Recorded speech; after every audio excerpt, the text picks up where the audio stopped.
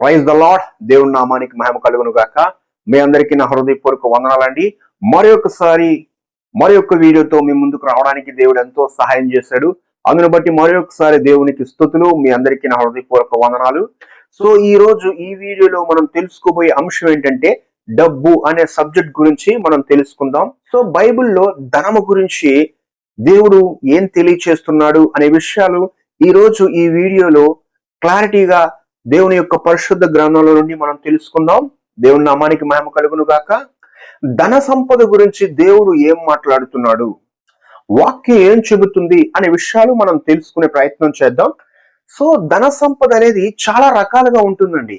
So డబ్బుగా, ఆస్తిగా, భూములుగా, బంగారంగా, అలాగే స్థలాలు, పొలాలు, పేరు, ఇలా అనేక రకాలుగా ఉంటుంది సంపద అనేది. సో ప్రపంచంలో ఎక్కువ మంది మనుషులు డబ్బు సంపాదించాలనే తపనతోనే వారి జీవితంలో ప్రయాసపడుతూ ఉంటారు. కొంతమంది సంపాదించడం కోసం బ్రతుకుతారు, కొంతమంది బ్రతకడం కోసం సంపాదిస్తూ ఉంటారు. సో కారణాలు ఏమైనప్పటికీ కూడా ధనం అనేది మనిషికి చాలా బాగా కనెక్ట్ అయినటువంటి ఒక విషయం. ఇనుము అయస్కాంతము ఎలా కలిసిపోతాయో, అలాగే సిమెంట్ ఇసుక ఎలా కలిసిపోతాయో, పాలు పంచదార ఎలా కలిసిపోతాయో, నేటి ప్రపంచంలో మనిషి కూడా డబ్బుకి అలా కనెక్ట్ అయిపోయాడు.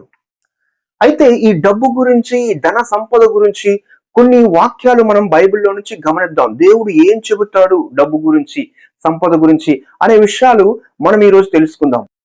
సామెతలు 23వ అధ్యాయం 4వ వచనం మనం గమనించినట్లయితే, ఐశ్వర్యము పొంద ప్రయాస పడకుము, నీకు అట్టి అభిప్రాయము కలిగినను దాన్ని విడిచిపెట్టుము.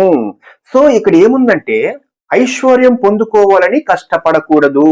ఒకవేళ అటువంటి అభిప్రాయము, ఆలోచన వచ్చినా సరే దాన్ని విడిచిపెట్టాలి. సో ఇంకో వాక్యాన్ని మనం చూద్దాం. మత్తయి సువార్త 6వ అధ్యాయము 19వ వచనం మనం గమనించినట్లయితే, భూమి మీద మీ కొరకు ధనము కూర్చుకొనవద్దు, ఇక్కడ చిమ్మెటియు తుప్పును తినివేయును, దొంగలు కన్నము వేసి దొంగిలిదరు. సో ఈ వాక్యంలో భూమి మీద మన కొరకు ధనం సంపాదించుకోవద్దు అని చెబుతుంది. సో ఇక్కడ చిమ్మెటి వలన, తుప్పు వలన, దొంగల వలన అది పోతుంది అని ఈ వాక్యం మనకి తెలియచేస్తుంది. సో ఈ రెండు వాక్యాల ద్వారా దేవుడు డబ్బు సంపాదించొద్దు అని చెప్తున్నాడు. సో డబ్బు సంపాదించకపోతే పనులు ఎలా జరుగుతాయి? సో బైబిల్లో మనం గమనించినట్లయితే కుటుంబ వ్యవస్థని, వివాహ వ్యవస్థని దేవుడే పెట్టాడు. సో ఈ కుటుంబాన్ని నడిపించాలంటే ఖచ్చితంగా డబ్బు సంపాదించాలి. సో అలా డబ్బు సంపాదించకపోతే కుటుంబాన్ని ఎలా పోషిస్తాం? అలాగే అనాథలకి, విధవరాండ్రలకి, పేదలకి, పరదేశులకి, వృద్ధులకి, రోగులకి సహాయం చేయమని దేవుడే చెప్పాడు. డబ్బు లేకపోతే ఎలా సహాయం చేస్తాం? సువార్త పరిచర్యలో, సంఘ సేవా పరిచర్యలో దేవుడే సహకరించమన్నాడు. డబ్బు లేకపోతే ఎలా సహకరిస్తాం? డబ్బు సంపాదించొద్దు అని చెప్పిన దేవుడే పిల్లల కోసం ఆస్తి సమకూర్చమన్నాడు. 2 కొరింథీ 12వ అధ్యాయం 14వ వచనం మనం గమనించినట్లయితే, ఇదిగో ఈ 3వసారి మీ యొద్దకు వచ్చుటకు సిద్ధముగా ఉన్నాను, వచ్చినప్పుడు మీకు భారముగా ఉండను, మీ సొత్తును కాదు మిమ్మునే కోరుచున్నాను. పిల్లలు తల్లిదండ్రుల కొరకు కాదు, తల్లిదండ్రులే పిల్లల కొరకు ఆస్తి కూర్చతగినది కదా. సో ఇక్కడ పిల్లల కోసం ఆస్తి సమకూర్చమని దేవుడు చెప్తున్నాడు. మనం బాగా గమనించినట్లయితే దేవుడి ఇంటెన్షన్ ఈ భూమి మీద మనకున్న బాధ్యతల కోసం, దేవుడు మనకిచ్చినటువంటి బాధ్యతల కోసం డబ్బు సంపాదించొద్దు అని దేవుడు చెప్పట్లేదు. ఎందుకంటే దేవుడే చెప్పాడు. మనం నెరవేర్చవలసిన ప్రతి బాధ్యతను నెరవేర్చడానికి మనం ఏం చేయాలో ప్రసంగి 9:10 మనం గమనించినట్లయితే, చేయుటకు నీకు చేతికి వచ్చిన ఏ పనినైనా నీ శక్తి లోపము లేకుండా చేయుము. Praise the lord. కనుక బ్రతకడం కోసం, బాధ్యత కోసం మనకు వచ్చిన పని చేసి సంపాదించడం తప్పు కాదు. దేవుడు ధనం సంపాదించవద్దు అని చెప్పడం వెనుక ఆయన ఉద్దేశం ఏంటంటే ధనాపేక్ష కలిగి ధనం సంపాదించొద్దు అని. ధనాపేక్ష లేకుండా ఎంతైనా సంపాదించుకోవచ్చు. ఇది ఎలా అంటే మనిషి ఎన్ని గంటల పని చేస్తే ఆరోగ్యంగా ఉంటాడు అనే విషయాన్ని గమనించి, సో మనం ఎంత పని చేయాలో అంత పనే చేసి కుటుంబానికి, దేవుడికి, సమాజానికి సమయం ఇవ్వడమే ధనాపేక్ష లేకుండా సంపాదించడం. సో ఈ ప్రాసెస్ లో మనం చేయవలసిన పనిని చేయవలసిన టైంలో చేస్తూ ఉంటే దేవుడు అధికంగా దీవిస్తాడు. కానీ కొంతమంది నిద్రాహారాలు మానేసి తన ఆరోగ్యాన్ని కూడా పక్కన పెట్టి తను అధికంగా కష్టపడి అనేక గంటలు కష్టపడి లైఫ్ లో పైకి రావాలని ఎన్నో గోల్స్ పెట్టుకొని ధనమే ముఖ్యం అనుకొని ఒక టార్గెట్ ఫిక్స్ చేసుకొని కష్టపడుతూ ఉంటారు. ఇది కూడా ఒక రకమైనటువంటి ధనాపేక్ష అని చెప్పొచ్చు. ఇంకొంతమంది రాంగ్ రూట్ లో సంపాదిస్తుంటారు. అన్యాయంగా, అక్రమంగా హత్యలు చేసి, మోసాలు చేసి, అక్రమాలు చేసి, కబ్జాలు చేసి, ఇలా అనేక మందిని ఇబ్బంది పెట్టి అనేక రాంగ్ రూట్ లో మోసకరమైనటువంటి విధంగా సంపాదిస్తూ ఉంటారు. ఇది కూడా ధనాపేక్షతో కూడినటువంటి ఆలోచన. ఈ ఆలోచనతో ధనం సంపాదించాలనే ఒక వ్యామోహంతో రాంగ్ రూట్ లో సంపాదిస్తూ ఉంటారు. 1 తిమోతి 6:10 మనం గమనించినట్లయితే, ఎందుకనగా ధనాపేక్ష సమస్తమైన కీడులకు మూలము, కొందరు దానిని ఆశించి విశ్వాసము నుండి తొలగిపోయి నానా బాధలతో తమను తామే పొడుచుకొనిరి. సమస్తమైన కీడులకు అంటే ప్రపంచంలో జరిగే ఎన్నో సమస్యలకి ధనమే మూల కారణం. ధనాన్ని ఆశించి విశ్వాసం నుండి కూడా తొలగిపోయే అవకాశాలు ఉంటాయి. ఇంకా మనం చెప్పాలంటే పిల్లలకి, తల్లిదండ్రులకు, అన్నదమ్ములకు, అక్క చెల్లెళ్లకు, భార్యాభర్తలకు, పని చేసే చోట, ప్రయాణం చేసే చోట, ఇలా ప్రతి చోట డబ్బే గొడవలు పెడుతూ ఉంటుంది. ఎక్కువ శాతం ఎన్ని సమస్యలు వచ్చినా ధనాన్ని దక్కించుకోవాలని, ఆస్తిని సంపాదించుకోవాలని మనిషి ఎక్కువగా పోరాడుతూ ఉంటాడు. అందుకనే దేవుడు చాలా మంచి మాట చెప్పాడు. మత్తయి సువార్త 19:24 ధనవంతుడు పరలోక రాజ్యంలో ప్రవేశించుట కంటే సూదిబెజ్యంలో ఒంటె దూరుట సులభమని మీతో చెప్పుచున్నాను. నిజం చెప్పాలంటే సూదిబెజ్యంలో ఒంటె దూరటం అసాధ్యం, సులభం కాదు. అక్కడ సులభం అని రాయబడింది. సూదిబెజ్యంలో ఒంటె దూరడం అనేది అసాధ్యమని యేసు ప్రభువుకు తెలుసు. కానీ అక్కడ సులభమని ఎందుకు రాయబడిందంటే, పరలోక రాజ్యంలో ధనవంతుడు చేరడం అంతకు మించిన అసాధ్యం అని చెప్పడం కోసం. ధనవంతుడు పరలోక రాజ్యం వెళ్ళడు అని కన్ఫర్మ్ అయినప్పుడు రెండు రకాల మనుషులకి రెండు రకాల ప్రశ్నలు వస్తాయండి. ఒక రకం మనుషులు ఎవరు అంటే, వాక్యాన్ని కొద్దిగా లోతుగా స్టడీ చేసేవారు. వీరి డౌట్ ఏంటంటే, వీరు బైబిల్లో ఉన్నటువంటి కొంతమంది భక్తుల లిస్టు తీస్తారు. బైబిల్లో ఉన్నటువంటి చాలా గొప్ప భక్తులు చాలా గొప్ప ధనవంతులు కదండి అని అడుగుతారు. అలాగే నేటి సమాజంలో ధన సంపద బహుగా విస్తారంగా ఉన్నటువంటి సేవకులు, పాస్టర్లు కూడా ఉన్నారు కదండి అని అడుగుతారు. ఇంకా చెప్పాలంటే దేవుణ్ణి నమ్ముకున్న అనేక మంది విశ్వాసుల్లో ఏ లోటు లేకుండా అన్ని సౌకర్యాలు ఉన్నవారు కూడా ధనవంతులే కదా అని అడుగుతారు. వీరెవ్వరు కూడా పరలోకం వెళ్ళరా అని అడుగుతారు. ఎందుకంటే దేవుడు ధనవంతుడు పరలోకంలోకి వెళ్ళడు అని చెప్పినప్పుడు వీరందరూ కూడా మరి ధనవంతులే కదా, వీళ్ళందరూ కూడా పరలోకానికి వెళ్ళరా అని వాళ్ళు అడుగుతారు. దీనికి సమాధానం ఏంటంటే, ముందుగా మనం దేవుడి ఇంటెన్షన్ అంటే దేవుని ఉద్దేశం తెలుసుకోవాలి. అలా తెలుసుకుంటే ఎవరిని ధనవంతుడు అంటారు బైబిల్ ప్రకారంగా, ఎటువంటి ధనవంతుడు పరలోకానికి వెళ్ళడు అనే విషయాలు మనకు అర్థమవుతాయి. మనం జాగ్రత్తగా గమనించినట్లయితే యేసుక్రీస్తు ప్రభు ఒక యవనస్తుడితో ఒక మాట చెబుతాడు. లూకా సువార్త 18:22 ఆ మాట ఉంటుంది.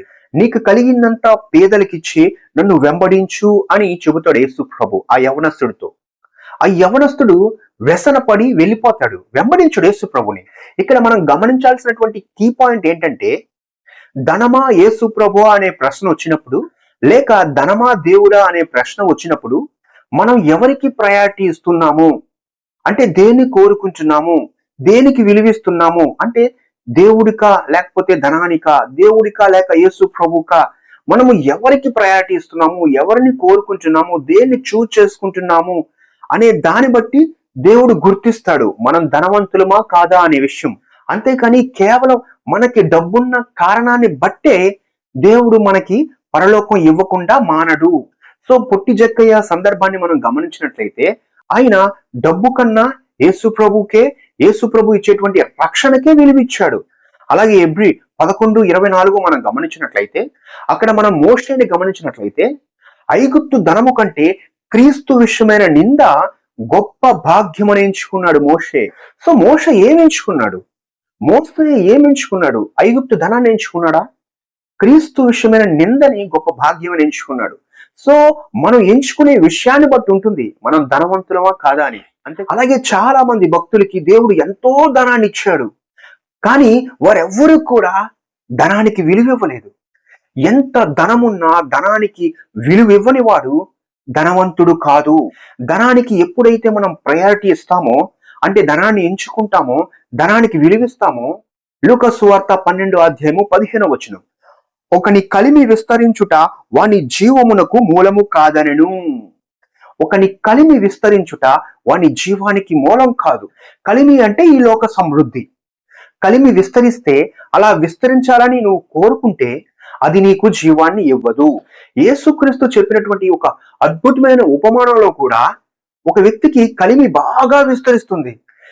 తన జీవితంలో ఏమైందో మనం గమనిద్దాం. లూకా సువార్త 12:16-21 మనం గమనించినట్లయితే, ఒక ధనవంతుడికి భూమి సమృద్ధిగా పండిందట. ఆ పంట దాచుకోవడానికి స్థలం చాలకపోతే తన కొట్లు విప్పి వాటికంటే పెద్దవి కట్టించుకున్నాడు. అందులో తన ధాన్యాన్ని, ఆస్తిని దాచుకున్నాడు. అలా దాచుకుని తన ప్రాణంతో ఏమంటున్నాడంటే, నా ప్రాణమా, అనేక సంవత్సరములకు విస్తారమైన ఆస్తిని సమకూర్చాను అని చెప్తున్నాడు. సుఖించు, తిను, త్రాగు, సంతోషించు అంటున్నాడు. 20వ వచనంలో మనం గమనించినట్లయితే, అప్పుడు దేవుడు ఏమంటున్నాడంటే, వెర్రివాడా, ఈ రాత్రి నీ ప్రాణం అడుగుచున్నాను, నీవు సిద్ధపరచనవి ఎవరివవుతాయి.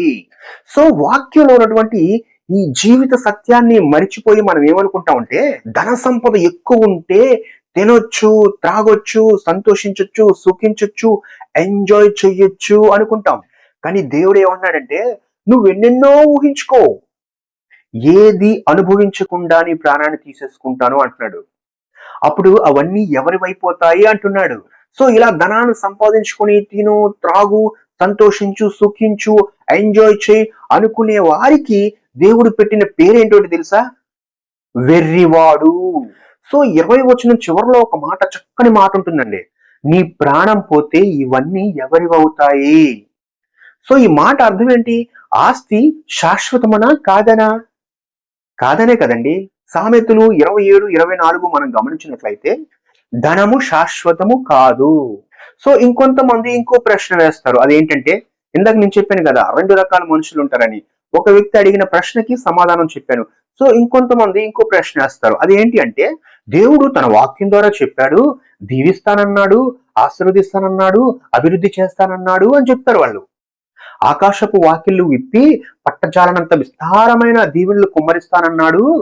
ఇంకా దేవుడు మిమ్మల్ని అప్పిచ్చేవారిగా చేస్తాను అన్నాడు, కానీ అప్పు చేసేవారిగా చెయ్యను అని చెప్పాడు. సో దేవుడు మిమ్మల్ని తలగా చేస్తాను కానీ తొక్కగా చేయనని చెప్పాడు. సో దేవుడు ఇన్ని రకాలుగా మనల్ని దీవించినప్పుడు మనం ధనవంతులము కాకుండా దరిద్రులం ఎలా అవుతాము అంటారు. మరి దేవుడు ఇన్ని రకాలుగా మనల్ని దీవించినప్పుడు మనం ధనవంతులు అయినప్పుడు ధనవంతులు పరలోక రాజ్యానికి వెళ్ళరు అని దేవుడు ఎందుకు చెప్తున్నాడు అని అడుగుతారు ప్రశ్న. మనం ఒక విషయం తెలుసుకోవాలి. అదేంటంటే, దేవుడు దీవిస్తే ధనం కలిగే అవకాశాలు ఉంటాయి. కానీ దేవుని దీవెనలు, ఆశీర్వాదాలు, అభివృద్ధి కేవలం ధన సంపద మాత్రమే కాదు. మీరు బైబిల్లో ఏ భక్తునైనా సరే గమనించండి, దేవుని మాట విన్న వారినే దేవుడు దీవించాడు. దేవుడు తన మాట విన్న వారిని ఏ కాలంలోనైనా, ఏ పరిస్థితుల్లోనైనా దీవిస్తాడు. కానీ దీవించబడ్డం కోసమే దేవుని మాట వింటాను అంటే దేవుడు అంగీకరించడు. ఈ రెండిటికి చాలా తేడా ఉందండి. నేను దేవుని కుమారుణ్ణి, దేవుని కుమార్తెని, సో నా తండ్రి మాట వినడం నా బాధ్యత అనుకునేవారు ఏ పరిస్థితుల్లోనైనా సరే దేవుని మాట వింటారు. సో దేవుని మాట వింటేనే దేవుడు దీవిస్తాడు అనుకునేవారు దీవెనల కోసమే దేవుని మాట వింటారు.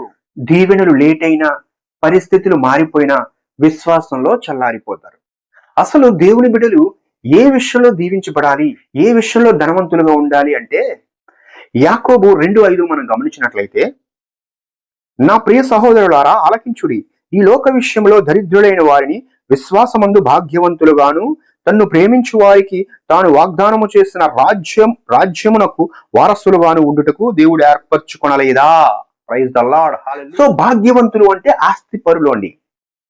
సో భాగ్యవంతులు అంటే ఆస్తి పరులు అని అర్థం. అది విశ్వాసమందు జరగాలి, విశ్వాసం ద్వారా జరగాలి. రాజ్య వారసులు అంటే రాజ్యానికి హక్కుదారులు, వారసులుగా తండ్రి రాజ్యంలో ఉండేటువంటి హక్కు సంపాదించుకోవాలి. సో ఇది ముఖ్యమైన దీవెన, ముఖ్యమైన ఆశీర్వాదం. మీరు గమనించారా? విశ్వాసమందు భాగ్యవంతులుగా ఉండాలి. ఇది దీవెన, ఆశీర్వాదం. సో దేవుని రాజ్య వారసులుగా ఉండాలి. ఇది ముఖ్యమైన ఆశీర్వాదం, దీవెన. సో 1 తిమోతి 6:19 మనం గమనించినట్లయితే, సత్క్రియలు అను ధనము గలవారును ఔదార్యము గలవారును తమ ధనములో ఇతరులకు పాలిచ్చువారునై ఉండవలనని వారికి ఆజ్ఞాపించుము. సత్క్రియలు చేయడం కూడా ధనం సంపాదించుకోవడమే. సత్క్రియలు చేయడం కూడా ధనం సంపాదించుకోవడమే. సో సత్క్రియలు అనేవి కూడా ధనం అండి. దేవుని బిడలకి ధనం అంటే కనిపించే కరెన్సీ నోట్లు కాదు, సత్క్రియలు కూడా ధనం. సో మనకు కలిగిన ధనంలో ఇతరులకి పాలిచ్చేవాడిగా ఉండాలి. సామెతలు 19:17 మనం గమనించినట్లయితే, బేదలను కనికరించేవాడు యెహోవాకు అప్పిచ్చేవాడు. కనుక మనకు కలిగిన దాంట్లో ఇతరులకు పాలిచ్చేవారిగా, అంటే కనికరించేవారిగా, సహాయం చేసేవారిగా ఉండాలి. సో ఇవి కూడా సత్క్రియలు అనమాట. సో ఇవి కూడా ధనము. సో మనం గమనించామా, ఏ విషయంలో మనం దీవింపబడాలి, ఏ విషయంలో మనం ఆశీర్వదింపబడాలంటే విశ్వాస విషయంలో భాగ్యవంతులుగా ఉండాలి, దేవుని రాజ్య వారసులుగా హక్కుదారులై ఉండాలి. అలాగే సత్క్రియలు అనే ధనం మనం సంపాదించుకోవాలి. ఎందుకంటే మత్తయి సువార్త 6:20లో క్లియర్ గా రాయబడింది, పరలోకమందు మీ కొరకు ధనము కూర్చుకునడి, అచ్చట చిమ్మెటి అయినను తుప్పైనను దాన్ని తినివేయదు, దొంగలు కన్నం వేసి దొంగలివ్వరు. పరలోకంలో మనం ధనం సమకూర్చుకోవాలి. సో పరలోకంలో ధనం సమకూర్చుకోవడం అంటే అక్కడ ఇక్కడ లాంటి కరెన్సీ, బంగారం, వెండి ఉండవండి. సో ఇదే విశ్వాసంలోను, క్రియల్లోను, సో ప్రతి విషయంలో, ఆత్మ సంబంధమైన విషయంలో, సో దేవుడికి ప్రయారిటీ ఇచ్చే విషయంలో, రాజ్యానికి వారసులయ్యే విషయంలో, సో దేవుడు ఏ విషయంలో ధనవంతులుగా ఉండమన్నాడు అనే విషయంలో మనము ధనవంతులుగా ఉండడానికి ప్రయత్నించాలి. కనుక ఈ వాక్యంలోని సారాంశం మనం బాగా గమనించినట్లయితే, ఈ భూమి మీద దేవుడు ధనం సంపాదించుకోవద్దు అన్నాడు అంటే దాని అర్థము ధనాపేక్ష కలిగి, ధనానికే ప్రయారిటీ ఇచ్చి, ధనమే సర్వస్వం అనుకుని సంపాదించకూడదని అర్థమే. కానీ కుటుంబ వ్యవస్థని, అలాగే వివాహ వ్యవస్థని దేవుడే పెట్టాడు. సో ఇవి నడవాలంటే మనిషి కష్టపడి పని చేసుకోవాలి. దానికి దేవుడు ఏ పని ఇస్తా పని చేసుకొని సంపాదించుకోవాలి. అంటే మనం బ్రతకడం కోసం, బాధ్యతల కోసం, దేవుని సేవ కొరకు, పిల్లల కొరకు ఆస్తి సంపాదించుకోవడం తప్పు కాదు. ఎందుకంటే చాలా మంది భక్తులు, చాలా మంది సేవకులు, చాలా మంది దేవుని బిడలు, చాలా మంది ధనవంతులు ఉన్నారు. సో వాళ్ళు ధనానికి ప్రయారిటీ ఇస్తేనే వాళ్ళు ధనవంతులుగా ఉండి దేవుని రాజ్యంలో ప్రవేశించరు. సో ధనానికి ప్రయారిటీ ఇవ్వకుండా, సో దేవునికే ప్రయారిటీ ఇచ్చి, ధనము కేవలము బ్రతకడం కోసం దేవుని పెట్టినటువంటి ఒక ముడి సరుకు, ఒక వస్తువు అని అనుకుని వారు జీవించినట్లయితే వారెవ్వరు కూడా ధనాపేక్ష కలిగిన వారు కాదు. అలాగే యేసుక్రీస్తు చెప్పినటువంటి ధనవంతుడు అనే లిస్టులోకి వారు రారు.